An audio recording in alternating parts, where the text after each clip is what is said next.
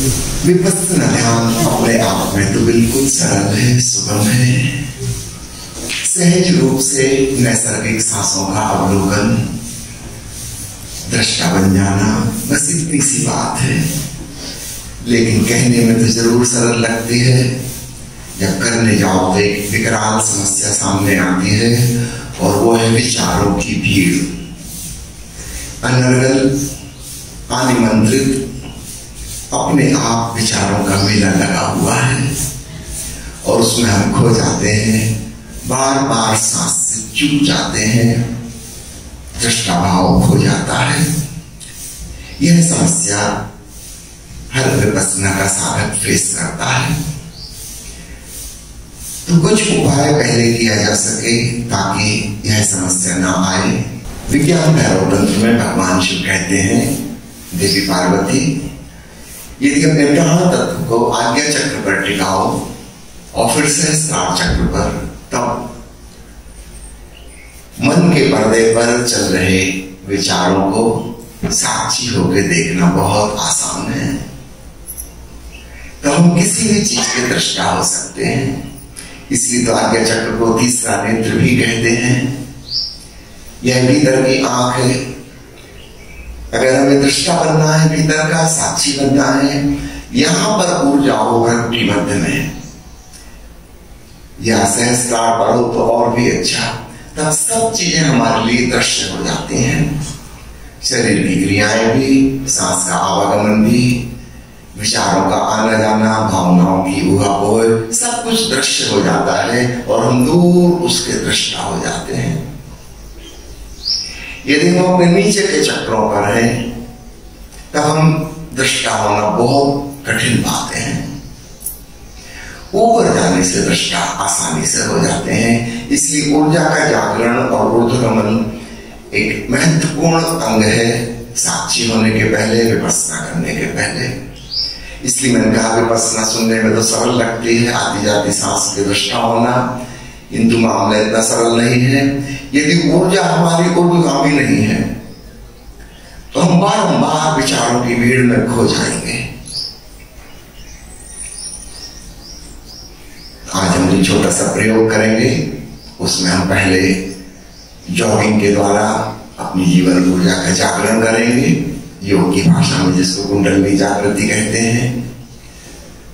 1.5-2 minute jogging, अपने स्वास्थ्य और आयु का ख्याल रखते हुए, जो आपके लिए संभव है, मेडिकली रिकमेंडेड उतना ही व्यायाम कीजिए। उसके बाद हम अपनी आंख की पुतलियों को 2 मिनट क्लॉकवाइज डायरेक्शन में घुमाएंगे। जैसे आप एक बहुत बड़ी घड़ी देख रहे हो, 12, 3, 6, 9 ऐसा कांटा गोल घूम रहा है, और 2 मिनट इसकी विपरीत दिशा में एंटी क्लॉकवाइज 12, 9, 6, 3, 12, 9, 6, 3, ताकि जॉगिंग के द्वारा, व्यायाम के द्वारा जो ऊर्जा का जागरण हुआ है वह ऊर्जा ऊपर आ जाए। जब आंखों को गोल गोल घुमाते हैं आप, सारी ऊर्जा दोनों भट्टियों के मध्य में आ जाती है, आगे चक्र पर केंद्रित हो जाती है, और फिर उसको सहस्त्रार पर ले जाना बहुत आसान है। तो नेक्स्ट स्टेप में हम आज्ञा चक्र पर ध्यान फोकस करेंगे। कोई मित्र चाहे तो चंदन का टीका वहां लगाकर भी प्रयोग कर सकते हैं, उससे सरलता हो जाती है। आप चाहे तो अंगूठे से आधा मिनट के लिए जोर से दबा सकते हैं, उससे भी ध्यान वहां पर अपने आप पहुंच जाता है। तो 2-3 मिनट वहां ध्यान लगाने के पश्चात यह भाव करते हुए कि भीतर आती श्वास जो प्राण तत्व ला रही है, वाइटल फोर्स, उसको वहां छोड़ रही है। जैसे वहां एक छोटा सा दीपक जल रहा है टिमटिमाता हुआ, और जब ज्यादा हवा पहुंचने लगी तो दीपक की लौ तेज होने लगी, आज्ञा चक्र पर ऊर्जा इकट्ठी होने लगी। फिर कुछ मिनट के लिए हम सहस्त्रार चक्र पर, सिर के सर्वोपरि भाग पर अपना ध्यान ले जाएंगे। तो तब हम पाएंगे अब दृष्टा होना, साक्षी होना बड़ा आसान हो गया। आनापानसति योग बहुत ही सरल विधि तक हो जाती है। ये छोटी सी भूमिका की बात है, तो ये विपस्सना का हिस्सा नहीं है, लेकिन एक महत्वपूर्ण भूमिका यह निभाता है। हाँ, एक बार हमें विपस्सना सदने लगी सीधी सीधी, फिर इसकी कोई जरूरत नहीं है। तो आरंभ में यह विधि बड़े काम की है, उपयोगी है, तो आज हम इसका प्रयोग करेंगे। फिर आती जाती सांस को देखेंगे, धीरे धीरे धीरे दृष्टा भाव में रम जाएंगे और 10 मिनट के पश्चात फिर सांस से भी ध्यान हटा देंगे। अब तो बस दृष्टा, अब तो बस साक्षी बचा। किसका साक्षी, किसका दृष्टा, वो चीजें गौण हो गई। सांस भी नंबर 2 हो गई।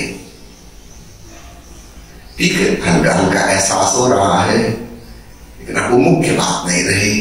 धीरे धीरे हम और अपने भीतर भीतर भीतर पहुंचते जाते हैं और ऐसा लगता है शरीर और उसमें आते जाते सांस बहुत दूर बाहर कहीं घट रहे हैं।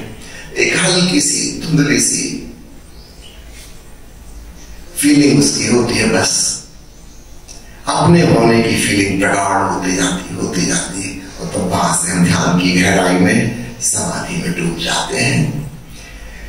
विपस्सना की विधि इतनी सरल है कि सदगुरु ओशो रिकमेंड किए थे एक बार कि एजुकेशन सिस्टम का हिस्सा होना चाहिए मेडिटेशन।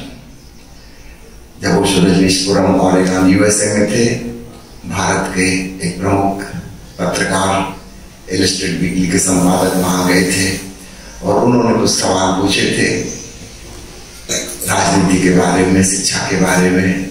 उसमें से एक प्रश्नोत्तर मैं आपको सुनवाऊंगा जिसमें ओशो रिकमेंड कर रहे हैं कि भारत में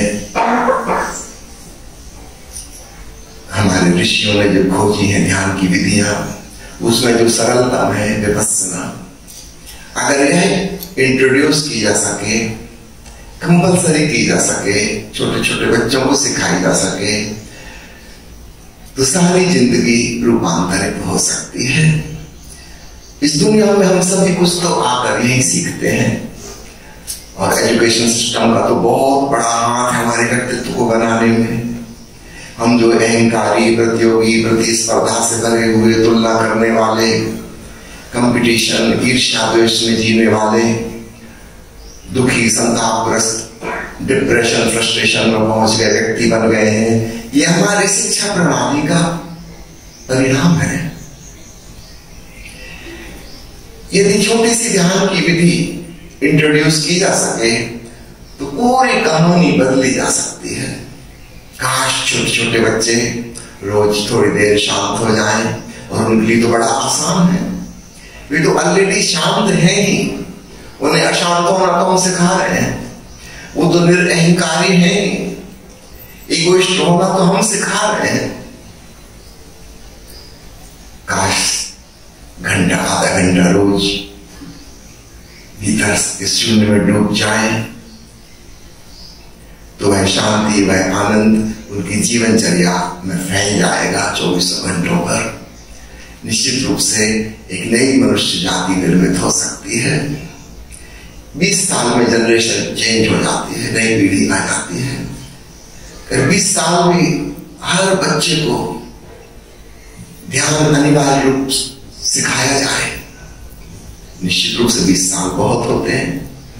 जब तक वह डिग्री लेकर बाहर निकलेगा वह एक शांत, प्रेमपूर्ण, एक विवेकपूर्ण व्यक्ति होगा। फिर वह संसार में खो नहीं पाएगा। प्राचीन युग में जब गुरुकुल व्यवस्था थी, विद्यार्थी वहां पर न केवल सांसारिक विषयों का अध्ययन करते थे, गणित सीखते थे, भाषा सीखते थे, व्याकरण सीखते थे, शास्त्रों का अध्ययन करते थे, बल्कि साथ साथ प्रायोगिक रूप से ध्यान में भी डूबते थे। 25 साल के बाद जब गृहस्थ आश्रम में आते थे तो 2 चीजें होती थी। संसार को जीने की जो उनकी वासना है, कामना है, वह भी है, और वो जो ध्यान की अनुभूति भीतर जहन में बैठ गई है, वो जो हृदयंगम कर ली है उन्होंने, वह भी साथ में है। 2 पैरेलल चीजें समानांतर चल रही हैं। ठीक है, धन भी कमाएंगे, परिवार भी बसाएंगे, बच्चे भी पैदा करेंगे, सामाजिक कर्तव्य भी निभाएंगे, सब कुछ करेंगे, लेकिन कहीं ना कहीं वो ध्यान का धागा जुड़ा रहेगा।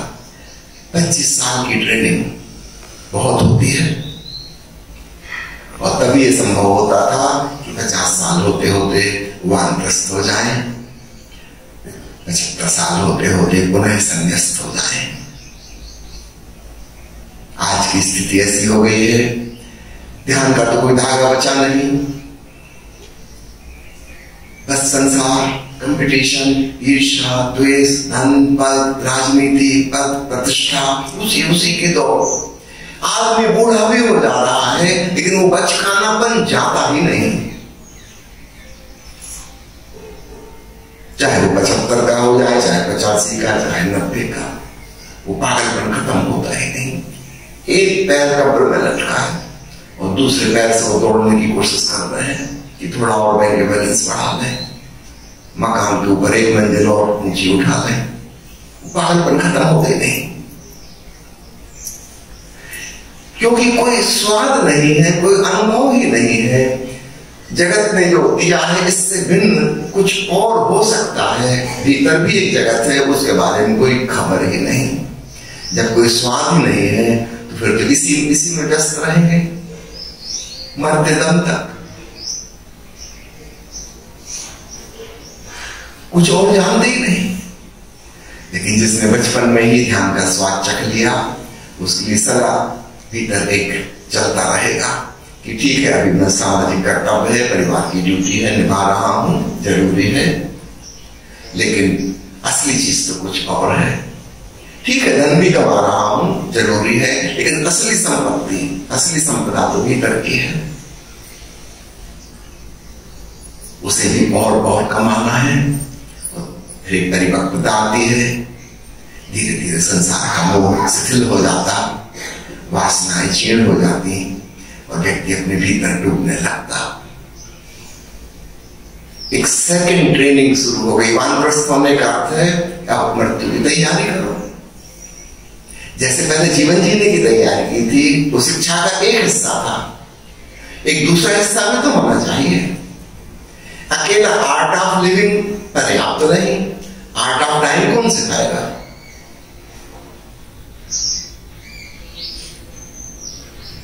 काश हम वो सीख के जा सके। ओशो की किताब है ना, मैं मृत्यु सिखाता हूं। निरअहंकारिता, सजगता, साक्षी, स्वीकार भाव, तथाता, अतः मृत्यु में भी अपने आप को साक्षी बने देखते रहेंगे। देख रहे थे सांस आ जा रही है, अब नहीं आ जा रही, अब खत्म हो रही है, अब शरीर ने क्रियाएं करनी बंद कर दी और वह दृष्टा भाव जो करते हो बरकरार रहेगा। आज्ञा चक्र या सहस्त्रार पर ऊर्जा का ले जाना किस प्रकार सहयोगी होता है, एक छोटी सी कहानी से मैं आपको समझाऊं। बड़ी प्रीतिकर कहानी है। एक सम्राट के दरबार में कोई परदेसी व्यक्ति आया और उसने कहा कि राजन, मैं भूल भुलैया बनाने में बहुत कुशल हूं, अगर आप आज्ञा दें तो आपके राजधानी में भी एक बड़ी भूल भुलैया बना दूंगा। उसमें दीवारें ही दीवारें होंगी, रास्ते होंगे भीतर चलने के, ऊपर कोई छत नहीं होगी, ऊपर से खुला रहेगा, लेकिन दीवारें 10 फुट ऊंची होंगी, कोई उसके पार देख नहीं सकता। तो एक रास्ते में व्यक्ति जाएगा, फिर रास्ता 2 में डिवाइड हो गया, फिर और आगे बढ़ा, फिर 2 या 3 में फिर डिवाइड हो गया, फिर आगे 3 या 4 में डिवाइड हो गया, ऐसे। और मजा ये होगा एक बार जो व्यक्ति उसमें प्रवेश किया वो वापस लौट के नहीं आ पाएगा, वो भूल ही जाएगा। कितनी वो कोशिश करे कि मैं याद रखूंगा कहां से मुड़ा था, मैं इसे लौट जाऊंगा, लेकिन कोई लौट नहीं पाएगा। आप उसके ऊपर इनाम रख सकते हैं कि जो बाहर निकल आए उसको बाहर ही इनाम मिलेगा। राजा ने कहा तुम्हारी बात जमती है, एक नई चीज हो जाएगी मेरे राज्य में, दूर दूर से लोग आएंगे इसमें, तो कितना खर्च होगा? उस व्यक्ति ने बताया। राजा ने कहा कि मुझे मंजूर है, तुम शुरू करो। तो कारीगर लग गए गांव में, उस व्यक्ति के निर्देशन में भूल भुलैया बनने लगी। ऊंची ऊंची दीवारें थी 10 फुट की, बस सकरी सकरी गलियां ही गलियां थी।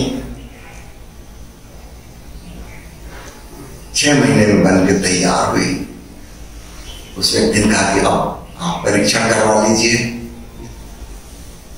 राजा ने घोषणा कर दी कि राज्य में जो भी व्यक्ति आना चाहे इतने इनाम मिलेगा अगर आप उसमें भीतर गए और अपने आप बाहर आ गए। कई लोग आए, भटक गए, उस बुलबुलैया बनाने वाले की मदद से ही उन्हें बाहर निकालना पड़ा। फिर वो चीख रहे, चिल्ला रहे कि मुझे निकालो यहाँ, फिर वहां से रस्सी डाल के उनको खींच के निकाला जाए। गजब हो गया, इतने लोग भटक गए। उसने अपने दरबार के विद्वानों से कहा कि आप लोग तो बड़े होशियार हैं, आप लोग जाइए, ये बुलबुलैया बनाने वाला बड़ा कलाकार है, इसने जैसे कहा था वैसे ही हो रहा है, लेकिन आप लोग तो बहुत होशियार हैं, मुझे पक्का विश्वास है कि आप लोग बाहर निकल आएंगे। वो लोग भी गए, सब भटक गए, कोई नहीं निकल पाया। यहां तक कि प्रधानमंत्री भी बहुत होशियार था, वो भी बुलबुलैया से ना निकल पाया। सम्राट को थोड़ा इंसल्ट भी लगा कि इतने होशियार लोग मेरे, जिन पे मैं भरोसा करता हूं, क्या वो इतना सा याद नहीं रख सकते कि कहां से मुड़े थे, वापिस उसी रास्ते से आ जाए। मान गया वो भी, बुलबुलैया वाले कुछ न और एक्स्ट्रा इनाम दिया। और तभी एक सन्यासी आया, उसने कहा कि महाराज एक बार मुझे भी मौका दीजिए। सम्राट ने कहा कि तुम क्या कर पाओगे, बड़े बड़े मेरे सेनापति, दरबारी, मंत्री, प्रधानमंत्री वे असफल हो गए। उस सन्यासी का एक मौका दीजिए। वो सन्यासी गया, पूरी बुलबुलैया का चक्का लगा के थोड़ी देर में वापस निकल आया। बुलबुलैया बनाने वाला भी हैरान, राजा भी हैरान, वे तुमको कौन सी अतीन्द्रिय ज्ञान की क्षमता है, कैसे निकल आए, इसमें तो अच्छे अच्छे फंस गए। उसने कहा महाराज आप जानते ही हैं, मैं आपके राजमहल के पीछे छोटी सी पहाड़ी है, उसके ऊपर मेरी झोपड़ी है, मैं वहां रहता हूँ। राजन का वो तो मुझे पता है, कई बार मैं तुम्हारे झोपड़े तक घूमने भी आया हूँ। उस सन्यासी ने कहा कि जब बुलबुलैया बन रही थी, मैं चूंकि ऊपर हूँ पहाड़ी पे, वहां से सब दिखाई देता है, तो मैंने तो सब बनते हुए देखा। ऊपर छत सीलिंग तो उसमें है नहीं, तो मुझे तो सब चीजें पता है, ऊपर से सब दिखाई दे रहा है, कौन सा रास्ता कहाँ मुड़ रहा है, कहाँ डाइवर्शन होगा, कहाँ दुराहा है, तिराहा है, चौराहा है, सब पता है मुझे ऊपर से। 6 महीने से देख रहा हूं तो मन में पूरा उसका इम्प्रिंट, उसका नक्शा बैठ गया है, इसलिए मैं आसानी से निकल आया। और उस सन्यासी ने एक बात और बड़ी महत्वपूर्ण कही कि राजन, अपने मन की बुलबुलैया विचारों के जंजाल से निकलने का भी यही उपाय है, थोड़ा उससे ऊपर जाओ। मन के तल पर रहकर हम मन के बुलबुलैया से कभी नहीं निकल सकते। और अधिकांश साधक वही कोशिश करते हैं और नाकामयाब हो जाते हैं। विचारों के तल पर जीते हुए हम विचारों के इस जंजाल से मुक्त नहीं हो सकते। अगर हम इससे थोड़ा सा ऊपर उठ जाए फिर मामला एकदम आसान है। फिर हम दूर से उस पर्वत शिखर से देख रहे हैं, वो रहा विचारों का जाल, यहाँ है, हम ऑलरेडी उससे बाहर हैं, ना उससे लड़ना है, ना जूझना है, ना उसमें फंसना है, बात ही खत्म हो गई, हम ऑलरेडी उससे ऊपर हैं। तो वो दृष्टा साक्षी चैतन्य सदैव मन के ऊपर होता है। तो ये तो एक बात हो गई। इसका दूसरा पहलू है, अगर हम ऊपर निकल जाए थोड़ा तो हम दृष्टा साक्षी चैतन्य हो जाते हैं। पहले भी मैंने आपसे एक दिन कहा था, योग की और सांख्य की 2 अलग अलग निष्ठाएं हैं। इस बात को भी उसी संदर्भ में समझना। विज्ञान और तंत्र में भगवान शिव कह रहे हैं कि ऊर्जा को ऊपर ले जाओ तो तुम दृष्टा बन जाओगे। गौतम बुद्ध कह रहे हैं तुम दृष्टा बन जाओ, अपने आप ऊपर पहुंच जाओगे। क्या हम इन दोनों का समन्वय नहीं बिठा सकते? अनेकांतवादी साधना, एकांगी नहीं, मल्टी डायमेंशनल अप्रोच। तो हम ऊर्जा जागरण भी करें, आज्ञा चक्र पर, सहस्त्रार पर थोड़ी देर फोकस करें और फिर सांस को देखें, मामला एकदम सरल हो जाता है।